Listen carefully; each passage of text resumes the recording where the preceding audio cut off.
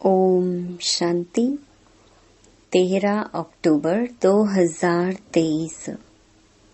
बाबा के महावाक्य। मीठे बच्चे, धीरज रखो, अब तुम्हारे दुख के दिन पूरे हुए। सुख के दिन आ रहे हैं। निश्चय बुद्धि बच्चों की अवस्था धैर्यवत रहती है। प्रश्न: किसी भी हालत में मुरझाइश ना आए, इसकी सहज विधि क्या है?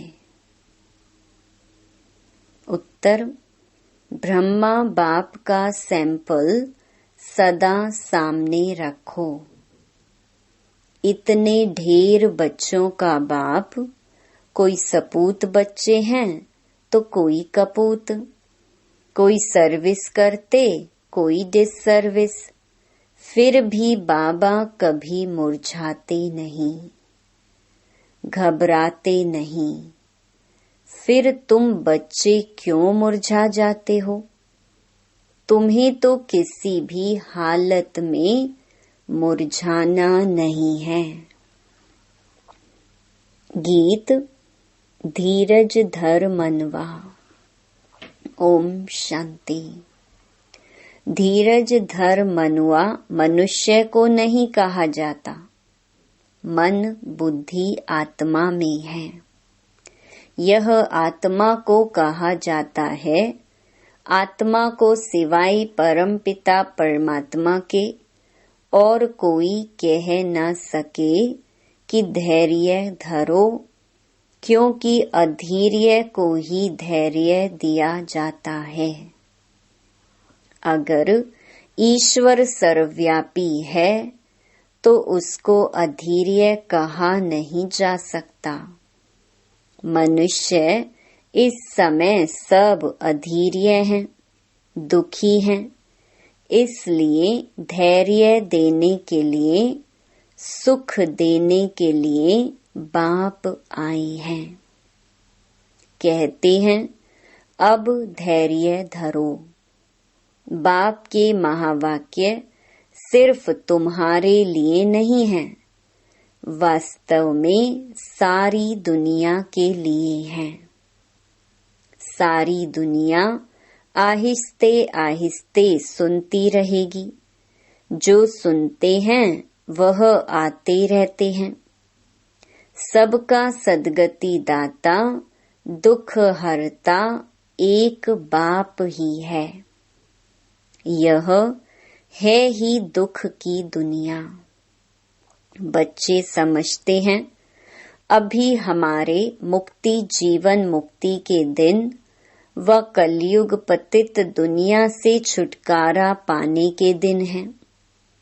तुम्हारी बुद्धि में यह है, सो भी नंबरवार पुरुषार्थ अनुसार। सबको यह धैर्य नहीं है कि अभी हम इस दुख की दुनिया से छुटकारा पाए अपने सुख धाम जाएंगे। तुम बच्चों को भी स्थायी निश्चय रहना चाहिए।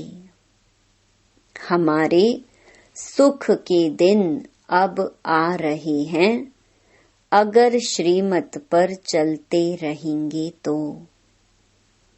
इसमें आशीर्वाद व कृपा आदि की बात नहीं है। बाप बैठ पढ़ाते हैं, सहज स्वराज्य योग सिखलाते हैं। पढ़ाई को नॉलेज भी कहा जाता है। तुम बच्चों को श्रेष्ठ मत दे रहे हैं। पहले पहले तो अटल निश्चय चाहिए, फिर कभी वह नीचे ऊपर नहीं हो सकते। गाते हैं परवाह थी पार ब्रह्म में रहने वाले की। वह पा लिया तो बाकी क्या चाहिए? यह तो निश्चय है, उस बाप से स्वर्ग का वर्षा मिलना है, तो धैर्य पहले ही स्थायी मिल जाता है। यह है अविनाशी धैर्य। सर्टेन है हम श्रीमत पर श्रेष्ठ ते श्रेष्ठ श्रेष्ठाचारी राज्य भाग्य स्थापन कर रही हैं। बिगर कोई लड़ाई झगड़े तो फिर मुरझाने की क्या दरकार। भल घर में 10-12 बच्चे हों, बाबा को तो देखो हजारों लाखों बच्चे हैं। कई बच्चे हंगामा भी मचाते हैं। कोई सपूत बच्चे हैं, कोई कपूत हैं। कोई सर्विस करते हैं, कोई तो डिससर्विस भी करते हैं। फिर बाबा कभी घबराता है क्या? तो बच्चों को भी घबराना नहीं चाहिए। गृहस्थ व्यवहार में भी रहना है। एक तरफ है हठ योग कर्म संन्यास, तुम्हारा है बेहद का संन्यास। यह है राजयोग। तुम्हें गृहस्थ व्यवहार में रहते बाप से वर्षा पाना है। बहुत सहज है। अभी तो अपने सुखधाम के झाड़ दिखाई पड़ रहे हैं, परोक्ष अपरोक्ष बुद्धि से जानते हैं। साक्षात्कार हो ना हो, पुरुषार्थ करते हैं भविष्य स्व राजधानी के लिए। एम ऑब्जेक्ट सामने है ना। लक्ष्मी नारायण का चित्र देख रहे हो ना। ऐसे नहीं कि हमको साक्षात्कार हो तो माने। यह तो बुद्धि से समझने की बात है। इन आँखों से चित्र देख रहे हो ना। इन आँखों से फिर भी यही देखेंगे। राजयोग है ना। बुद्धि भी कहती है बरोबर चित्र रखे हैं, फिर साक्षात्कार क्या कराएं। श्री कृष्ण सतयुग का मालिक है ना। शिव परम धाम में रहने वाला है। तुम लक्ष्मी नारायण बन सकते हो। यह है तुम्हारी एम ऑब्जेक्ट। तो आईने में देखो कि वह दैवी गुण हमारे में कहाँ तक आए हैं। बाप धैर्य तो बहुत अच्छा देते हैं। अब पढ़ना है। राजाई के लिए ज्ञान चाहिए, वह बाप दे रहे हैं। आईसीएस वालों को सबसे जास्ती नशा रहता है। हम बड़े से बड़ा ऑफिसर बनेंगे। यूं तो धंधे व्यवहार में भी करोड़पति बन जाते हैं। बाबा फिर तुमको यह धंधा सिखलाते हैं सट्टा मट्टा का। तुम बाप को कौड़ियां देते हो, उनके एवज में 21 जन्मों के लिए बाबा तुमको स्वर्ग का मालिक बनाते हैं। यह सौदागरी भी है तो पढ़ाई भी है। सिर्फ सौदागरी से काम नहीं, वर्ल्ड की हिस्ट्री ज्योग्राफी का भी नॉलेज चाहिए ना। स्वदर्शन चक्रधारी भी बनना है। जितना पढ़ेंगे उतना ऊंच पद पाएंगे। स्वर्ग का मालिक तो प्रजा नौकर चाकर भी होगी। अभी भी सब कहते हैं ना, भारत हमारा देश है, परंतु राजा और प्रजा में तो बहुत फर्क है। बाप कहते हैं जितना हो सके ऊंच ते ऊंच पद पाओ। मात पिता समान पुरुषार्थ करो। समझा जाता है सब तो गद्दी पर नहीं बैठेंगे, फिर भी रेस करानी पड़ती है। नंबरवार पुरुषार्थ अनुसार ही राजाई पाएंगे। जिनका जो पुरुषार्थ कल्प पहले वाला है, वह साक्षी हो देखते हैं। फिर किसी का पुरुषार्थ ठंडा देखते हैं तो तीव्र बनाया जाता है। तुम्हारा तो पुरुषार्थ बहुत ठंडा दिखाई पड़ता है। तुम्हारा ममत्व लगा हुआ है। ट्रस्टी बनाया, फिर ममत्व क्यों? तुम श्रीमत पर चलो। पूछते हैं बाबा मकान बनाऊं? हाँ, क्यों नहीं बनाओ, भल आराम से बैठो। बाकी थोड़े रोज या छीछी दुनिया है, भल आराम करो। बच्चों आदि की शादी कराओ। बाप कोई पैसा नहीं लेते हैं, वह तो दाता है। शिव बाबा ने इस समय बच्चों के रहने लिए यह मकान बनाया है। अपने रहने लिए तो यह शरीर निमित्त बनाया है। जीवात्माओं को तो जरूर रहने के लिए मकान चाहिए, तो तुम बच्चों के लिए बना रहे हैं। बाबा भी इस मकान में बैठे हैं ना, यह तुम जानते हो। हमारा वह है आत्माओं का बाप और यह है शरीर का बाप।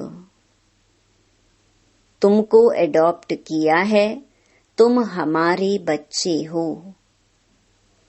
मम्मा बाबा कहते हो ना, इसको गोद लेना कहा जाता है। प्रजापिता ब्रह्मा को इतने बच्चे हैं तो जरूर गोद के ही बच्चे होंगे। तुम बच्चों को एडॉप्ट करते हैं। सरस्वती भी बेटी है ना। यह है बड़ी गुह्य बातें समझने की। गीता भागवत आदि तो तुम भी पढ़े हो, यह बाबा भी पढ़ा है। परंतु अब तो श्रीमत मिलती है ड्रामा अनुसार।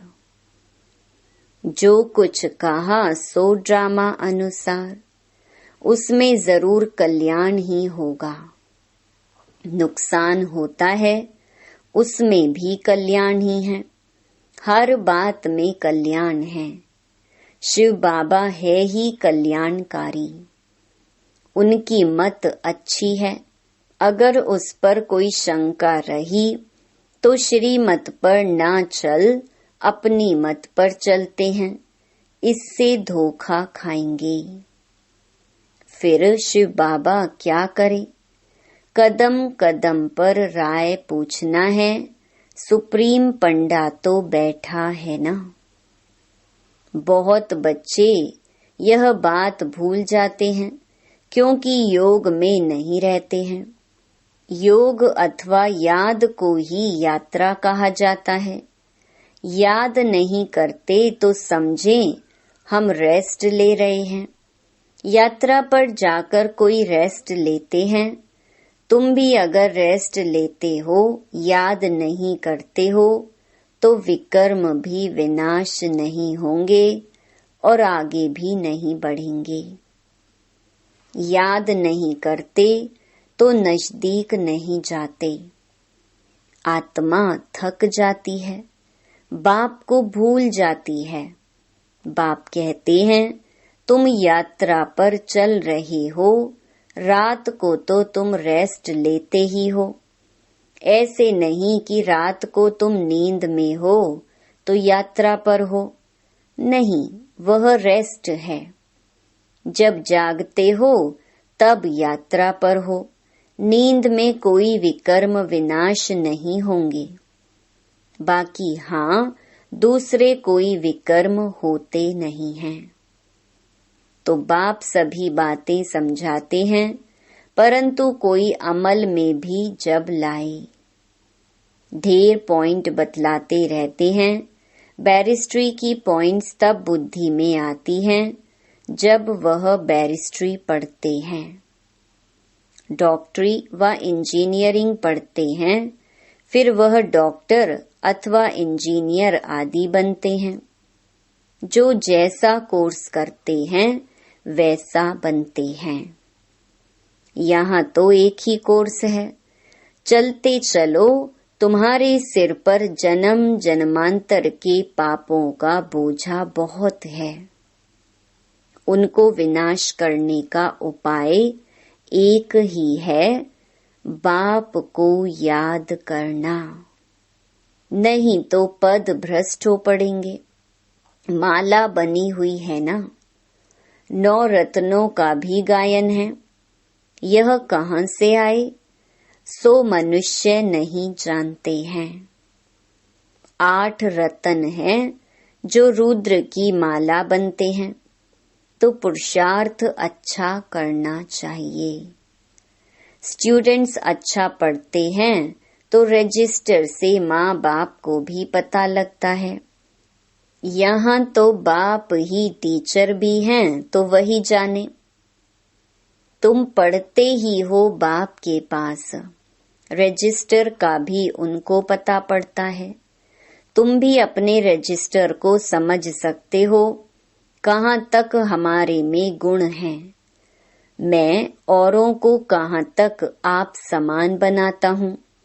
इतनी ताकत है, जो कोई सामने देखे उनको शरीर भुला दे। कहा जाता है, हिम्मते मर्दा मददे खुदा। बाप बहुत मदद देते हैं, तुम भी मदद देते हो योग की। बाप को चाहिए ही पवित्रता की मदद।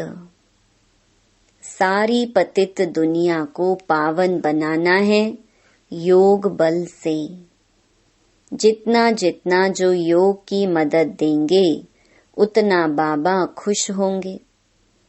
यह बाबा के लिए मदद है व अपने लिए। तुम जितना पढ़ेंगे उतना ऊंच पद पाएंगे। जितना याद करेंगे उतना मुझे पवित्रता की मदद करेंगे। मैं आया हूँ पतित को पावन बनाने, पावन दुनिया के लिए। पतित और पावन यहाँ बनते हैं, वह तो है ही निराकारी दुनिया। गाते भी हैं पतित पावन आओ। समझते नहीं कि पावन दुनिया किसको कहा जाता है। सीता को रावण की जेल से दुख से छुड़ाया तो फिर सुख चाहिए। औरों को शांति बहुत मिलती है, सुख थोड़ा मिलता है। तुमको सुख भी बहुत मिलता है तो दुख भी बहुत मिलता है।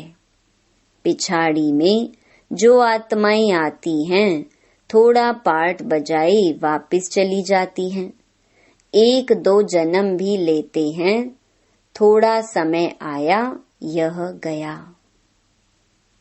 तुम्हारे तो 84 जन्मों की बात है, उनकी 1-2 जन्म की बात है। तुम 84 जन्मों को जानते हो। चक्र को जानने से चक्रवर्ती राजा बनते हो। वह थोड़े ही बन सकेंगे, उनके लिए यह ज्ञान नहीं है। यह ज्ञान तुम्हारे लिए है, जिन्होंने कल्प पहले भी ज्ञान लिया है। अब तुमको पुरुषार्थ करना है। पुरुषार्थ का समय अभी है और तुम्हारे लिए ही पुरुषार्थ की बात है। देवी देवता धर्म बहुत सुख देने वाला है। इतना सुख और कोई दे ना सके। यह अनादि ड्रामा बना हुआ है। सभी को तो हीरो हीरोइन का पार्ट नहीं मिल सकता। किस्म किस्म के मनुष्य हैं, उनमें भी अच्छे बुरे अनेक प्रकार के हैं। श्रेष्ठ ते श्रेष्ठ देवी देवता हैं। श्रेष्ठ उन्हों को ही कहा जाता है। वह तो सतयुग में ही होते हैं। उन्हों के चित्र भी हैं, परंतु वह कैसे बने यह नहीं जानते हैं। कोई तो फिर कहते श्री कृष्ण हाजिरा हजूर है, भगवान भी हाजिरा हुजूर है। इन सब बातों को तुम बच्चे समझ गए हो।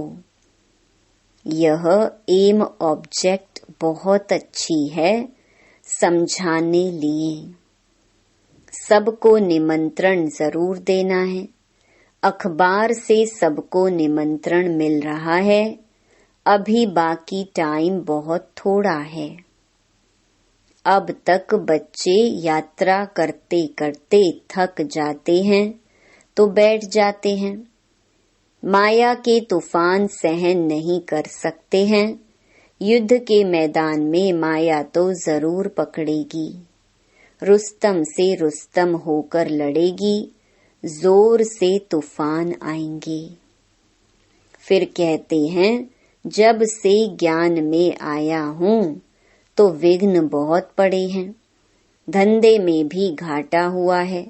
बाबा कहते हैं ऐसे मत समझो, ज्ञान में आए हैं तब विघ्न पड़ते हैं। यह तो दुनिया में होता ही रहता है, इनसे डरना नहीं है।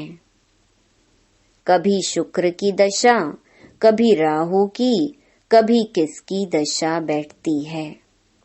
चलते चलते फां हो जाते हैं। राहु की दशा कड़ी होती है। माया खा जाती है तो काले का काला बन जाते हैं। माया थप्पड़ लगाए एकदम काला मुंह कर देती है। माया की भी जीत होगी, सिर्फ बच्चों की जीत हो फिर तो झट राजधानी स्थापन हो जाए। उस्ताद को भूल जाते हैं तो माया थप्पड़ मारती है।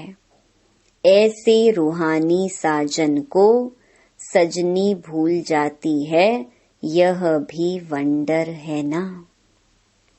अच्छा, मीठे मीठे सिकिलधे बच्चों प्रति मात पिता बाप दादा का याद प्यार और गुड मॉर्निंग।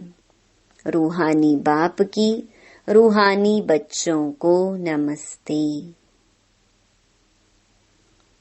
धारणा के लिए मुख्य सार।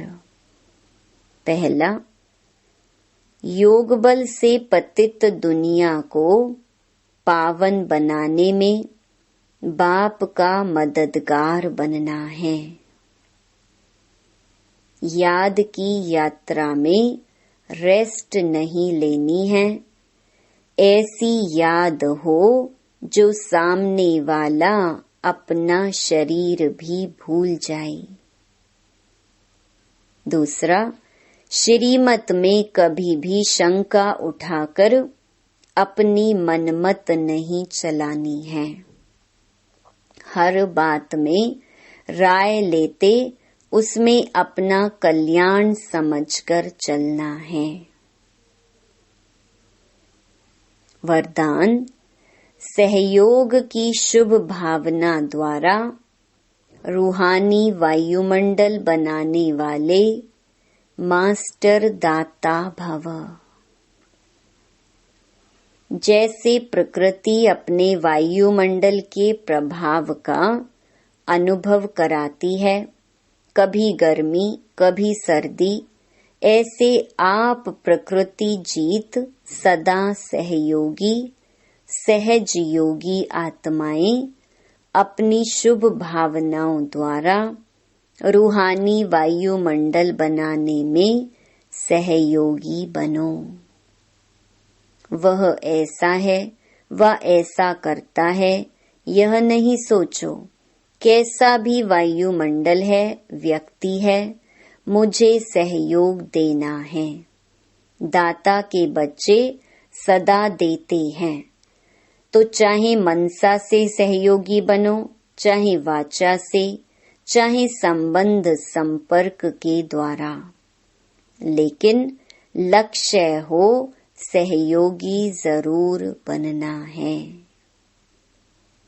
स्लोगन, इच्छा मात्रम अविद्या की स्थिति द्वारा सर्व की इच्छाओं को पूर्ण करना ही कामधेनु बनना है। ओम शांति।